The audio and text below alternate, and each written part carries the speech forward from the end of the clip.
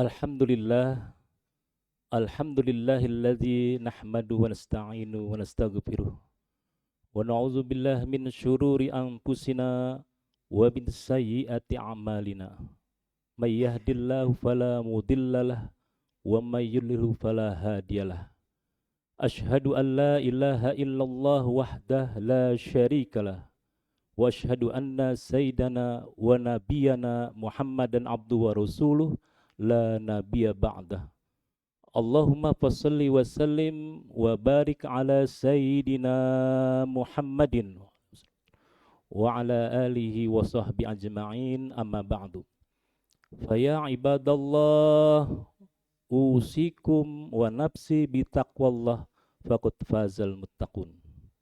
Qala ta'ala fil kitabil karim bismillahirrahmanirrahim ya ayyuhalladzina amanu sabiru wasobiru warabitu wattaqullah innallaha khabirum bima ta'malun. Sadaqallah wa sadaqal rasulullah habilul karim. Ma'asyiral muslimin, sidang Jumat rahimakumullah. Kaum muslimin yang senantiasa mendapatkan rahmat dari Allah Subhanahu wa taala, tiada hentinya kita senantiasa memanjatkan puji dan syukur kehadirat Allah Subhanahu wa taala, khususnya pada kesempatan hari ini atas izin Allah kita dapat berkumpul di tempat yang suci ini dalam rangka mujuan takwa kita kepada Allah, yaitu menjalankan sholat Jumat berjamaah. Didahului dengan berbagai macam aktivitas, pun setelah ini kita bertebaran kembali melaksanakan kegiatan tersebut, dan kita mohon kepada Allah mudah-mudahan apa yang kita laksanakan ini mendapatkan ridho dari Allah Subhanahu wa taala. Amin ya rabbal alamin. Tentunya salat dan salam pun tidak lupakan kita sanjungkan kehariban junjungan kita baginda Nabi besar Muhammad sallallahu alaihi wasallam yang kita harapkan syafaat dan hujahnya di yaumil qiyamah nanti, dan kita insyaallah bersama-sama di belakang Rasulullah sallallahu alaihi wasallam. Amin ya rabbal alamin. Pada siang hari ini saya ingin menyampaikan sebuah judul sikap sabar seorang muslim. Sebetulnya sabar itu punya semua manusia. Dan semua manusia dalam kehidupan ke dunia ini harus mempunyai benteng diri, yaitu sabar. Karena apa? Karena dalam kehidupan ini mau tidak mau kita berhadapan dengan suatu masalah. Baik masalah yang membuat kita bahagia maupun masalah yang kita membuat kecewa. Itu namanya ujian dalam kehidupan. Dan memang manusia diciptakan oleh Allah Subhanahu wa taala ini adalah untuk membereskan masalah. Karena Allah Subhanahu wa taala telah menyiapkan berbagai macam fasilitas dalam kehidupan ini. Semua apa yang kita inginkan sebetulnya sudah tersedia. Sudah berada di depan mata. Tinggal bagaimana kita mengelola secara bersama-sama untuk mencapai apa yang kita inginkan. Namun fakta dalam kehidupan, tidak semua yang kita harapkan itu sesuai dengan apa yang kita harapkan. Semua tercapai, tetapi ada sesuatu yang mungkin kelemahan kita, mungkin kekurangan kita, mungkin kelalaian kita, sehingga kita dihadapkan oleh kehidupan yang begitu terasa sulit untuk dicapai. Dan di situ ada satu kegagalan, namun kegagalan yang dihadapi oleh semua manusia ada kegagalan keberhasilan yang tertunda. Oleh karena itu ada sabar. Nah, seorang muslim apalagi. Jadi orang sabar menurut muslim itu ada membentuk sikap. Bukan sabar diartikan diam, melempem, adem, ayem. Tetapi orang yang sabar memiliki sikap. Apa itu? Yang pertama tadi saya bacakan, ya ayyuhalladzina amanu sabiru wasobiru warabitu wattaqullah. Hai orang beriman, sabarlah kalian, terus tingkatkan kesabaran kalian, warabitu, dan bersiap siagalah. Jadi orang yang sabar itu orang yang diam, bolehlah dikatakan diam, boleh dikatakan ayem, boleh dikatakan melempem, itu penampilannya. Tetapi pada hakikatnya, batinnya, jiwanya, otak, pemikirannya bergerak. Untuk apa? untuk membekalkan dirinya agar bisa berhadapan dengan kondisi, situasi dan kondisi dalam kehidupannya. Jadi seorang sabar itu orang yang membentuk dirinya, kemampuan, meningkatkan kemampuannya, dan memperbaiki apa yang ada di dalam diri dia sendiri. Dan dalam manusia itu kan banyak potensinya. Potensi yang kadang-kadang pun tidak terpikirkan oleh manusia itu sendiri. Dia boleh mengatakan besok saya begini, entar malam dia berkata besok pagi saya begini. Tetapi karena dalam kehidupan ini ada faktor-faktor X yang mempengaruhi kehidupan manusia, sehingga dia bisa saja rencana-rencana, planning-planning yang sudah tersusun rapi terbentur oleh kekurangan, terbentur oleh kemampuan. Karena apa? Karena dia belum menyesuaikan diri, belum warobitu, bersiap siaga apa kelak yang akan terjadi. Oleh karena itu seorang muslim bisa dong mempertimbangkan suatu ini dikerjakannya, baik segi negatifnya, segi positifnya, dan kesimpulannya apa. Sudah mengantisipasi, sehingga seorang muslim itu hendaklah dia bersabar dengan cara mengenali dirinya, di mana kekurangannya, di mana kelebihannya.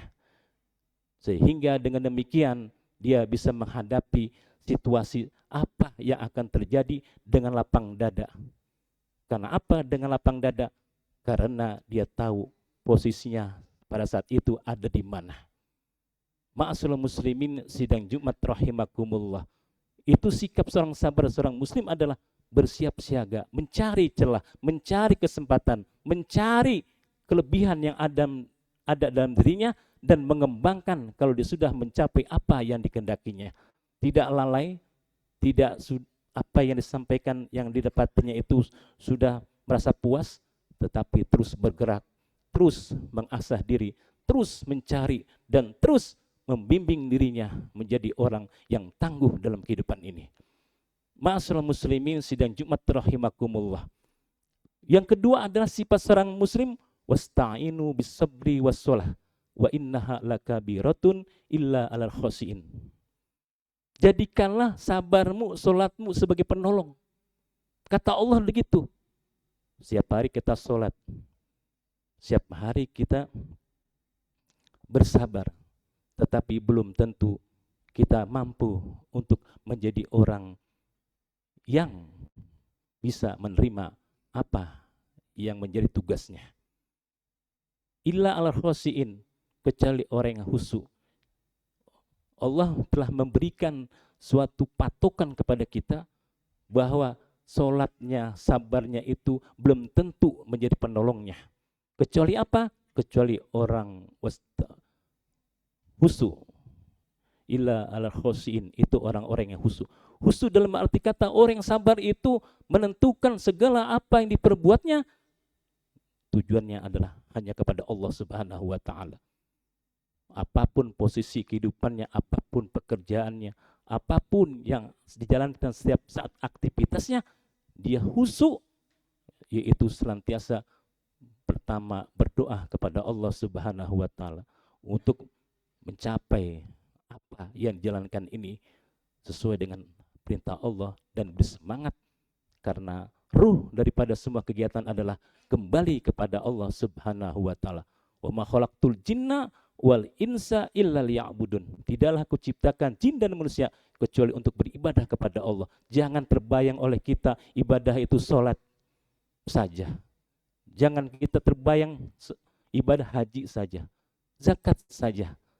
Tetapi di dalam konteks dalam kehidupan, apapun yang dilaksanakan oleh orang-orang yang mengaku dia beriman kepada Allah, itu dalam rangka untuk mewujudkan pengabdian kepada Allah Subhanahu wa taala dan bernilai ibadah. Oleh karena itu orang-orang yang muslim mengerjakan sesuatu, dia takut kepada Allah. Ini saya melaksanakan sesuatu ini atas amanah Allah, atas izin Allah, atas ridha Allah, atas apa yang dikehendaki oleh Allah Subhanahu wa taala. Sehingga dalam kegiatan ini orang-orang muslim itu senantiasa khusyuk, senantiasa berhati-hati dan mengikuti koridor-koridor aturan yang telah ditentukan, baik aturan yang ditetapkan oleh suatu di lingkungan di mana kita bekerja, asal sesuai dengan apa yang diperingatkan oleh Allah, itu harus tunduk dan patuh, harus dipatuhi, kecuali tidak sesuai dengan apa yang diperintahkan Allah Subhanahu wa taala. Baguslah dalam suatu badan usaha, suatu perusahaan, dalam suatu di mana lingkungan kita bekerja, diberi kesempatan untuk menjalankan ibadahnya, sholat diarahkan waktunya, ditentukan arahnya, itu berarti sudah satu poin bahwa kita diberikan leluasa untuk mengingat kepada Allah Subhanahu wa taala. Sehingga orang yang sabar khusyuk. Apakah orang yang khusyuk itu? Alladzina yazunnuna mulaqu rabbihim wa annahum ilaihi rajiun. Orang sabar itu dia sadar dirinya suatu ketika dia akan berhadapan kepada Allah dan akan kembali kepada Allah. Allazi khalaqal mauta wal hayata liyabluwakum ayyukum ahsanu amal. Allah menciptakan mati dan hidup untuk menguji di antara kalian mana yang lebih banyak mengerjakan kebaikan. Jadi orang muslim sabar, dia mengikuti aturan dan dia khusyuk selalu mengingat kepada Allah sehingga terhindar dari suatu kegiatan perbuatan yang melanggar. Karena apa? Nanti kelak di kemudian hari ketika kita sudah tutup usia, kita sudah mati, dikafani, dikuburkan, ketika 7 langkah daripada orang mengantarnya, masuklah mungkar wa nakir menanyakan apa segi-segi kehidupan selama hidup di dunia ini. Salah satunya adalah karena kita kehusuannya akan ditanyakan oleh Allah. Allah Subhanahu wa taala melalui malaikat munkar wa nakir. Jadi kalau orang sudah khusyuk, sudah mendekati dan selalu berdekatkan dengan apa yang diyakininya, kelak setelah dia mati, dia akan bisa menjawab secara otomatis karena mengingat kepada Allah Subhanahu wa taala. Jadi orang yang sabar adalah khusyuk. Dia sadar kalau kita bekerja, kalau saya bekerja, nanti bisakah saya mempertanggungjawabkan setiap apa yang saya laksanakan. Sehingga sebagai peringatan, warning bagi dirinya, senantiasa terus lurus dan mengikuti rel-rel yang telah ditentukan oleh agamanya, keyakinannya bahwa sesungguhnya kelak di kemudian hari semua yang dikerjakan ini akan dipertanggungjawabkan di sisi Allah Subhanahu wa taala dan semua akan kembali kepada Allah, sehingga kita orang-orang yang muslim senantiasa menjaga dirinya dari kekotoran, kejahatan, kemaksiatan dalam kehidupan ini.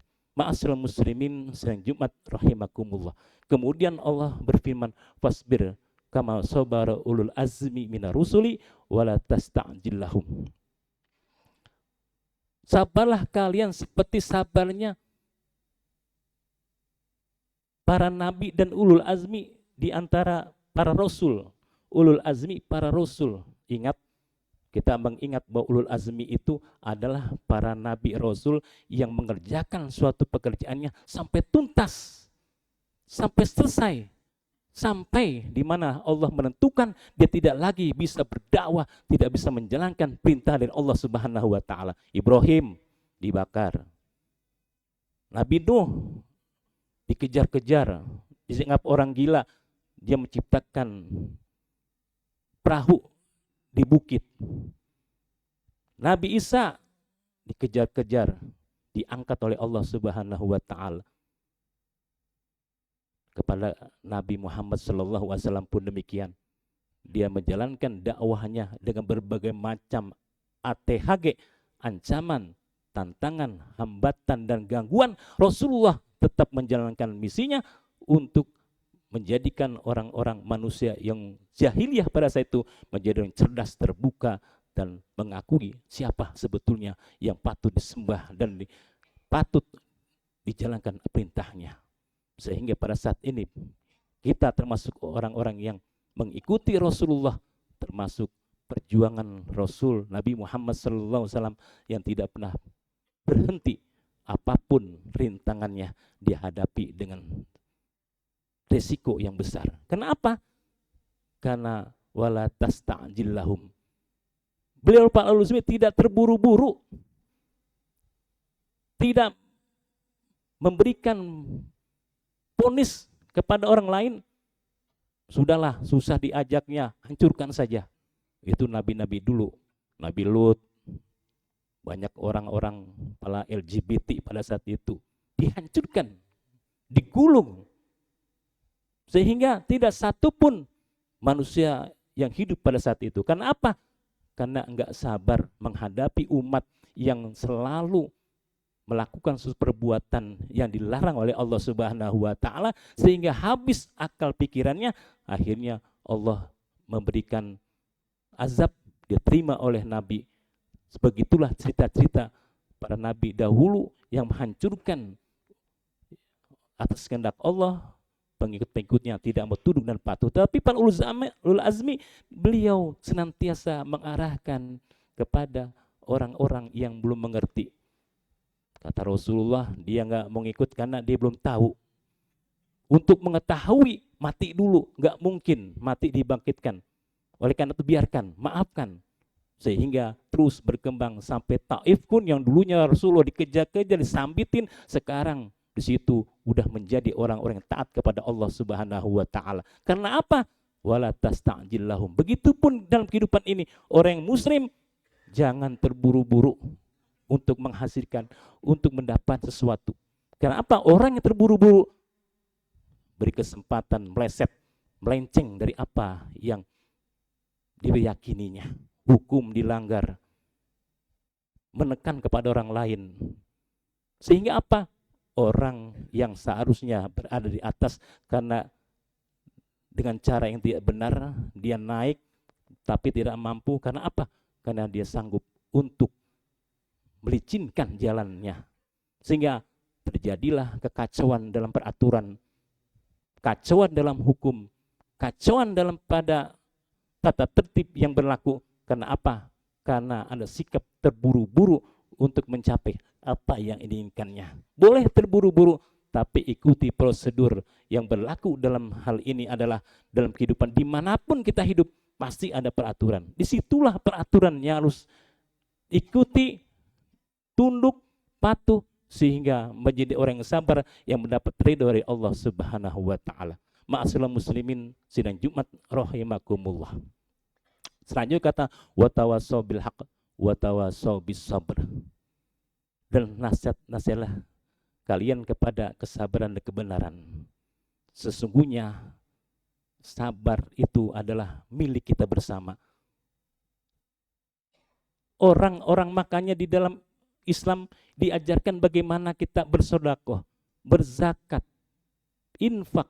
Dalam rangka apa? Untuk mencegah daripada orang-orang yang hidup kekurangan, dia berbuat sesuatu yang melanggar agama, melanggar aturan, keluar dari aturan Allah, sehingga disuruh sedekah. Lihat orang-orang yang susah, lihat orang-orang yang tidak mampu, lihat orang-orang yang tidak berkemampuan untuk memenuhi kebutuhannya, maka disuruh zakat, dipaksakan zakat itu. Dalam setahun sekali, kalau sudah senisab, kalau sudah haul 1 tahun, diberikanlah zakat untuk orang itu. Sehingga apa? Kita menahan diri kepada orang-orang yang kekurangan itu, memenuhi kebutuhannya, sehingga tidak terpikir mereka itu untuk melakukan suatu perbuatan yang melanggar hukum, baik hukum dunia maupun hukum dari Allah Subhanahu wa taala. Ma'asyiral muslimin sidang Jumat rahimakumullah. Sehingga saling memberikan kesabaran itu akhirnya membentuk suatu kehidupan yang saling menunjang. Tidaklah kita selaku seorang muslim berjalan sendiri untuk mencapai kebenaran. Tidaklah seorang muslim tega melihat saudaranya yang hidup kekurangan terjerembab dalam kehidupan kemaksiatan dalam kehidupan ini. Sehingga orang muslim bertanggung jawab untuk orang lain juga. Semampunya kita melakukan suatu pertolongan kepada orang lain, di sisi Allah nilainya sangat besar.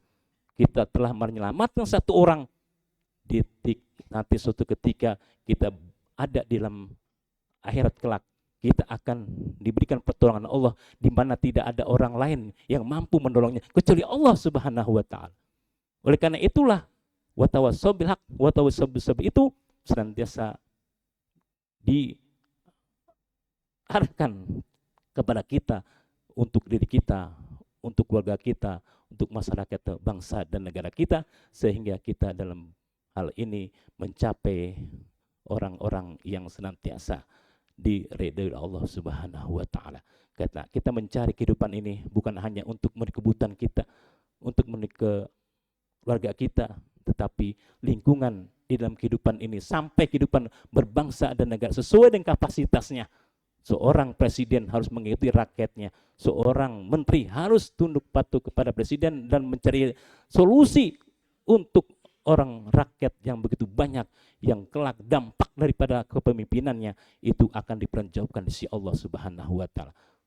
Ma'asyiral muslimin sidang Jumat rahimakumullah. Jadi ada 4 sikap daripada muslim. Adalah yang pertama, warabitu, bersiap siaga, terus meningkatkan kemampuan dirinya. Husu, dan ingat semua akan diminta pertanggungjawaban oleh Allah Subhanahu wa taala.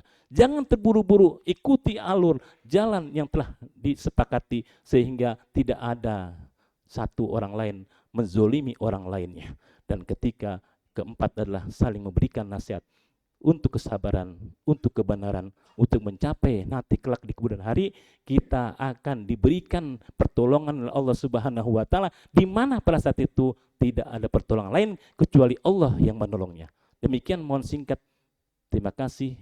Apabila ada yang salah itu datangnya dari kelemahan saya. Barakallahu lakum fil Qur'an azim wa nafa'ani wa iyyakum bima fihi min ayati wa dzikril hakim. Aqulu qouli hadza wa astaghfirullaha lakum wa lisal muslimin wal muslimat wal mu'minin wal mu'minat fastaghfiruhu innahu wal ghafurur rahim. Allahumma shalli ala sayyidina.